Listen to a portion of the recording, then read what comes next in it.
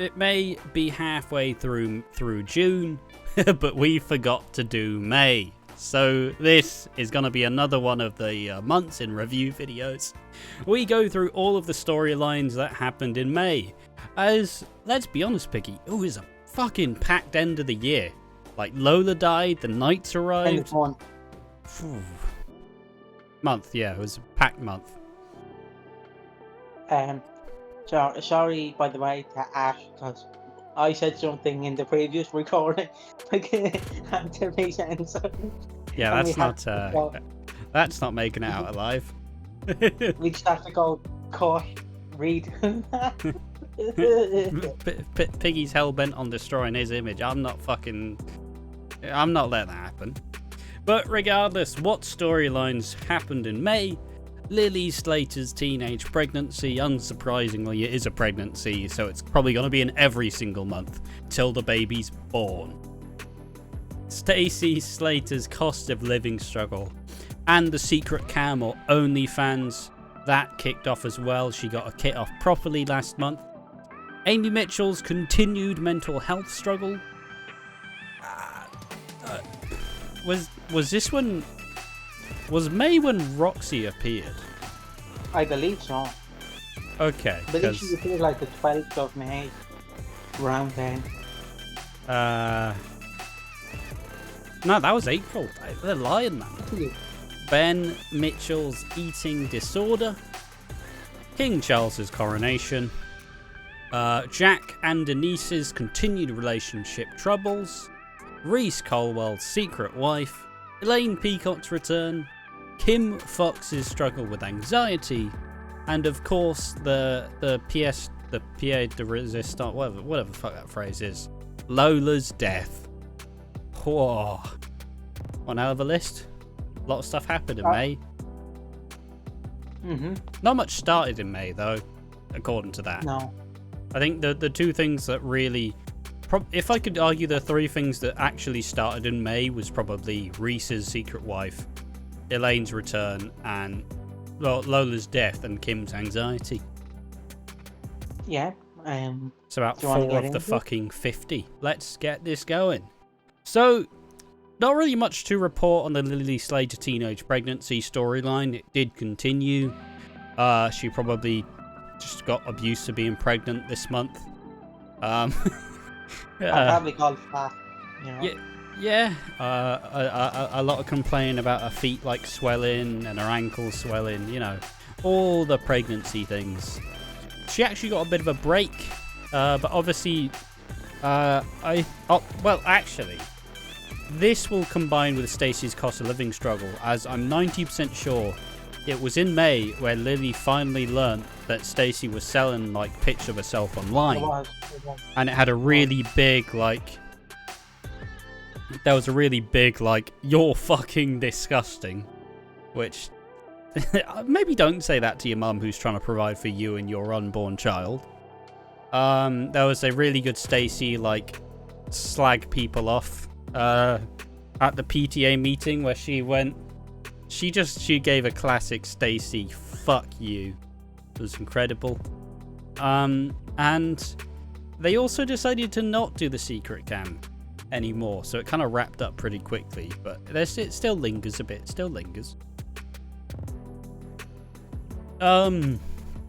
It made for good TV, but I could have easily seen it not happen. I'm not saying it feels like it'd make more sense to have the Taylors do this kind of thing, but the Taylors aren't even they're not even the most poor people on the square for some reason, and that's their whole point. Why the Slaters the poor ones? Yes, this happened the second last week. Stacey reveal happened. Yeah. Just checked an Instagram account for Eastenders. But yeah, much to add about the Stacey OnlyFans and Lily story in May. Right, how can I say this nicely? It's a very weird storyline to give a character. Does that make sense? like Stacey. Like, yeah. hopefully, again, this might be spoilery, like if you're watching this in 2025, which, hello, how are you? We're 4 years older. How can I say it? So yeah, unless the reveal is like Theo, Freddie's teacher, is like a big, like, I'm not saying perfect, but a big fan of Stacey's porn. An obsessed fan, I think, is how we're trying to put it. Well, not obsessed in the way of like that Twitch streamer who had their car set on fire and the man drove like 7 miles to just set the car on fire. Not obsessive in that way, just, God, I love your body. Will you marry me? Will you have my kid? And then Stacey's like, no, fuck off. But I'll buy you shoes. You shouldn't have said so. Come on in. I'll get the fucking fan ready. Wee you. Has her legs open wide. But yeah, hopefully the secret canons is expanded on, because I don't want it just to be Stacey had to get her nips out. Lily knows. They shut down the account. That's it. There has to be a conclusion to this storyline, because I feel like we've had the start, we've had the middle, but we haven't had an end. And people are going to go, well, she did shut down the account. No, because if I recall, she told Jean she's going to keep it open for a few more weeks.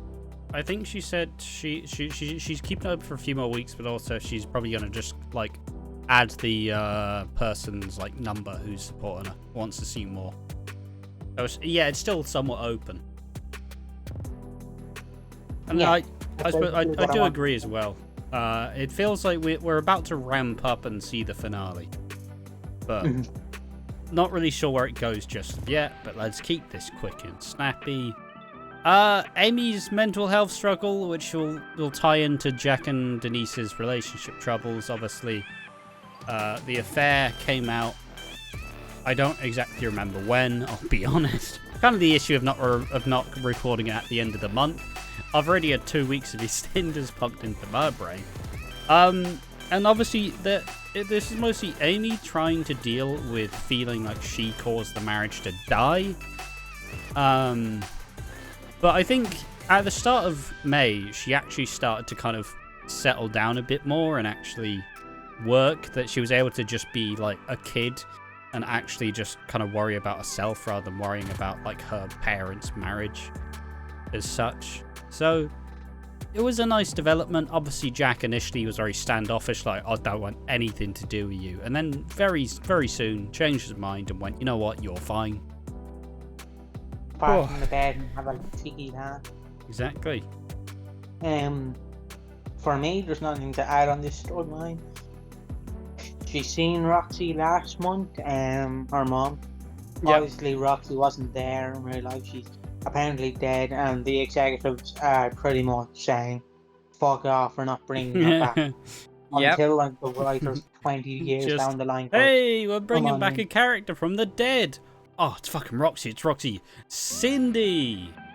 But yeah, I suppose let's keep this on track, as there's not too much fresh stuff. Like I said, Ben's eating disorder, it kicked off. You can see him making himself throw up. He's looking a bit ill. He's not handling Lola's death very well, or like the build up to Lola's death. He's struggling. The Balam fans are very sad. I am just annoyed. And yeah, it's just it's happening, but it's not even that important. It hasn't even been fleshed out through much of June either. So no. Obviously, the big storyline, well, except for Kim, the lesser known storylines are like Kim's panic attacks, and let's be honest, Reiss's. Yeah. I don't want to say affair, because technically his affairs with Sonia. Well, he does have a wife, but she's also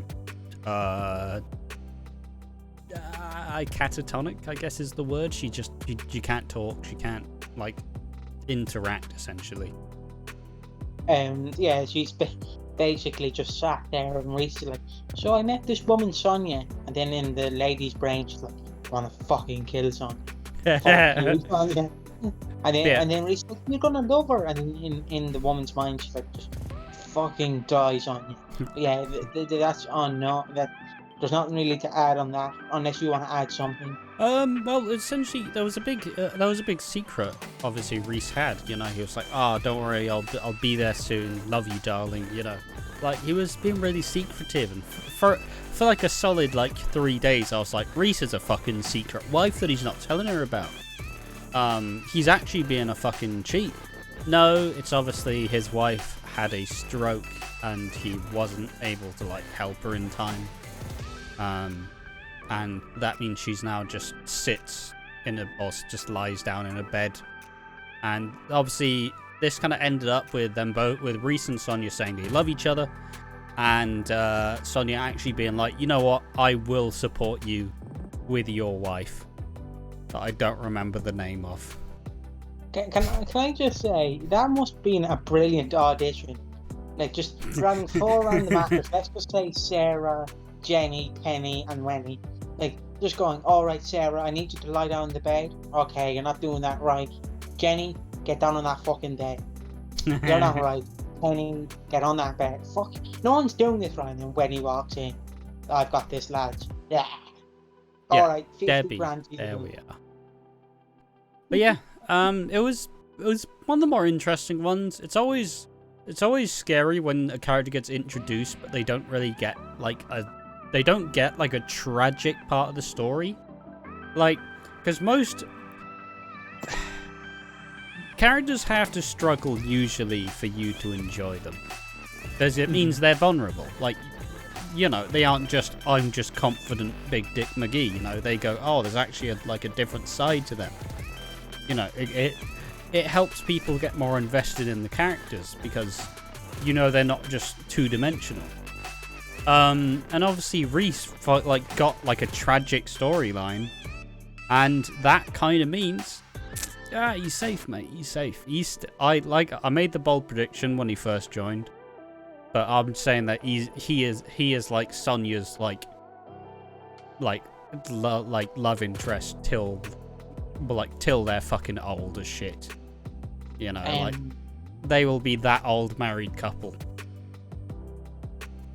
And what I wanted to add is, don't be surprised, because this is just a prediction, don't be surprised if in a few months or even to a few years, because let's admit, sometimes they put the boat down, they leave the boat, and then in 5 years they go to grab the boat, and they're like, fans, do you remember this lady, Debbie? She was introduced 5 years ago. She's dead dying. Yeah. But what I was going to say is, basically the boat it just sails off and it's on the fucking string. Yeah. But my bold prediction is that there is going to be a Julius thing, not for Debbie particularly, more for Reiss and Sonia, where you have Reiss, something serious happens, something goes wrong, and then it's Reiss say your final goodbyes to Debbie, yeah. Sonia's there, and then that's their kind of, I don't want to say coming out moment, but it's their, I've got you, we're going to get through this. And then you have this Julius theme playing, and then you fade to black. That's my bold prediction. I know people will go, she wouldn't deserve a Julius theme, but my honest response is, she's not getting the Julius theme. It's more Sonia and Reiss. Yeah, just that idea that you are Debbie's my past, but Sonia, you're my future. I wouldn't have been able to handle it without you, blah blah blah, all that good stuff. Yeah, but again, it must be some job being paid €50 just to sit in the fucking bed.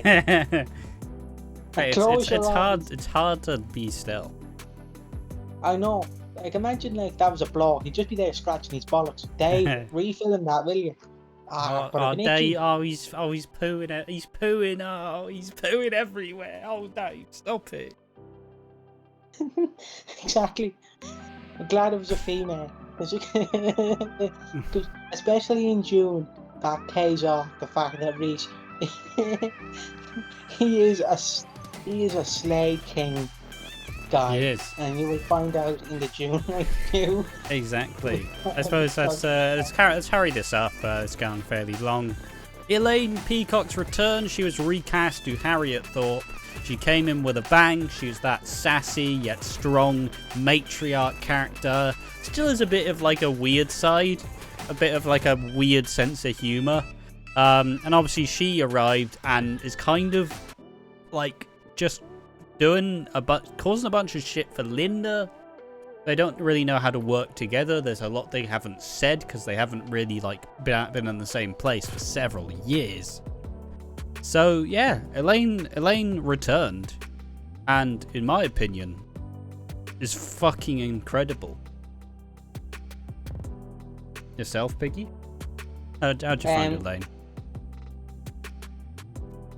She's a good character. Obviously, we don't see much of her in May. She's there for about 5 episodes and then just fades off, and then comes back in June with her new hubby. Yeah. But from the brief time we saw her in May, because we can say like, well, she's brilliant in June. True, yes, but true. She's been a pretty good character so far in the month of May. Hopefully nothing bad happens to her. Hopefully. Hopefully her husband doesn't have a wife that might be Cindy. But yeah, moral is Elaine was introduced fairly strongly. Didn't really get the best of receptions from like, well, I'll say the public. I'll just say Reddit, like, she's just Peggy Mitchell-Leak. It's like, oh guys, come on, let her have some time, but not to get too deep into that rabbit hole. Yeah, because my thoughts on that rabbit hole is every character is going to repeat the same character. They'll just have to modify it. Yeah. Like, there will always be a Dirty Dan. They will just change his name to fucking Zack, Dirty Zack, and that sounds something sexual. But like, you know what I mean? They'll change his name, change his character slightly. Instead of being straight, he's a bisexual drag queen. Yeah, see, it's just like that. Characters evolve. It's the same characters. You just change different aspects and repackage them. Simply it. Yeah, and just to continue this onward, Kim had struggles with her mental health. She had a court date and she'd started to really struggle with anxiety. And in some pretty poignant scenes where Denzel and Amy genuinely went, listen, alright, Kim, like, I'm worried about you. You know, like, I do love you. You are basically like my mum, you know, like, I want you to be okay. And there's really good scenes where they kind of they prove the strength in their like teen characters in ability to actually act like humans and not just fucking weird Fortnite robots. Exactly. It's kind of seemingly wrapped up a little bit now. She's not showing any of the signs of anxiety, but Kim during May felt a lot of it, but Kim in June is definitely like she's working on it.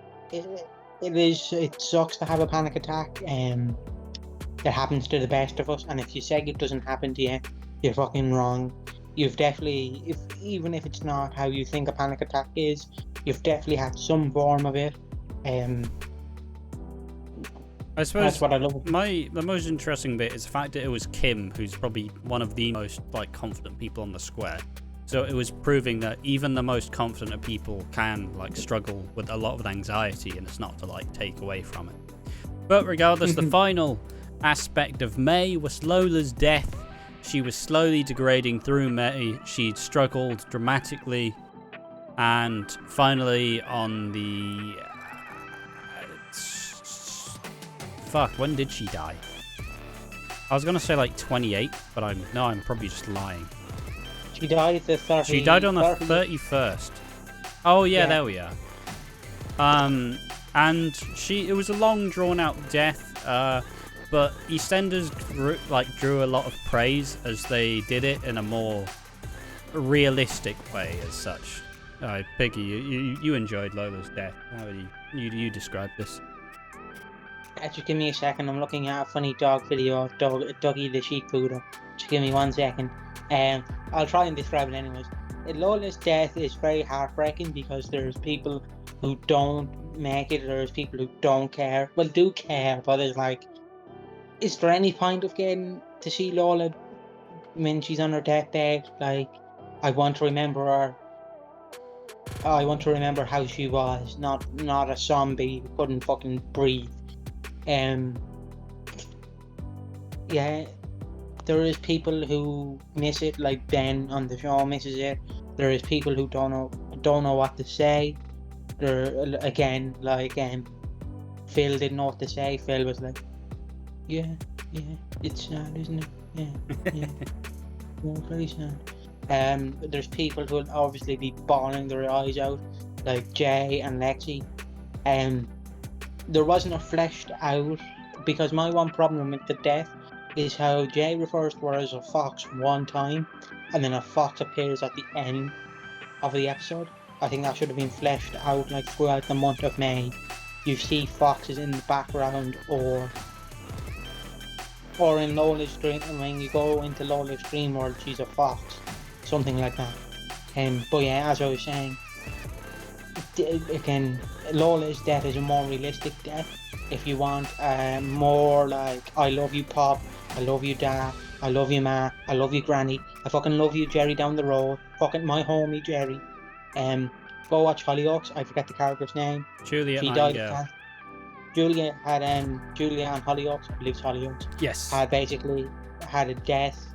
She had the same cancer, near enough the same cancer. Well, she had cancer, had a similar length of time where she was dying for, but Lola had the more realistic, like she couldn't speak in the final days, and Juliet had the you know what, you made my life and I love you and I'm he's never gonna be the same without you, blah, you know. The unrealistic death, unless you're dying in your sleep, but then again, and you're hardly going to be told by your brain, hey, we're going to stop working at 10 to 7.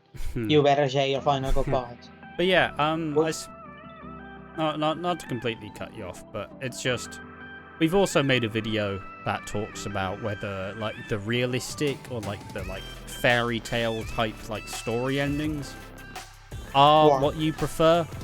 I'm not going to give away what my position is, but I'll just say I enjoyed Juliet's death more. That video will be out on the channel at some point soon, so go ahead and watch that if you want to see our take on it. And my position is quarterback. Exactly. Get on top of me, Daddy. But more so, Lola's death was one of the sleeper hits of the last year of EastEnders, where everybody saw it and went, oh, that's sad. And then as it got better and better, you slowly go, oh, fuck, I'm really sad now. And then it built up to this beautiful ending with really cool lighting and symbolism. And it really capped off it paved the way for a year of fantastic EastEnders. If Lola's death is the fucking start, it's just the jump start.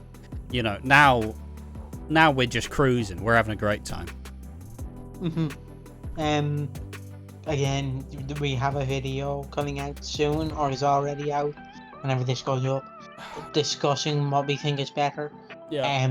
But yeah, Lola, she was a great character. Just to just take back a few things I said in the previous video.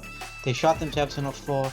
They killed off a great character way too soon. They could have simply just had her leave with her mom and her child, and then bring them back in 10 or 20 years. Yeah. And be like, do you remember this character from 2011? Here she is now with a grown-up child. And I suppose and her mom's got cancer. Just to fully crescendo that as well, I also did a video standalone where I talked about I essentially did Will They Regret This, and it was a bit more of a video essay type where I just went through and kind of discussed the pros and cons. But yeah, so that was May. Probably the best month of EastEnders overall. And that's quite impressive considering, January is usually huge. February was the anniversary, but the main issue of the anniversary is it ramped up for a day of the week. And then the rest of it was a bit rough.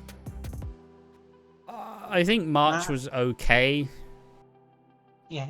I think April was good, but May is definitely the best EastEnders has been in a while. And that's been us from June. I can't wait for July. And he's like, and June's been the best month of EastEnders. I mean, I hope so.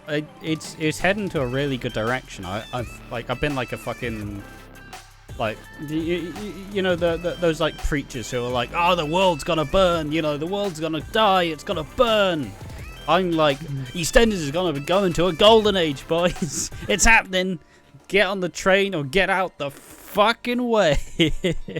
A renaissance, basically. Yeah. Well, yeah, that's been us from Watching Walford. I've been Picky, reciting from the pub with the Queen Vic, and I've been joined by Ash. Hello. Follow us on Twitter, Instagram, Twitch, and YouTube, obviously, at Watching Walford. We do Love Island streams at the time of recording. So yeah, just check us out. Thank you.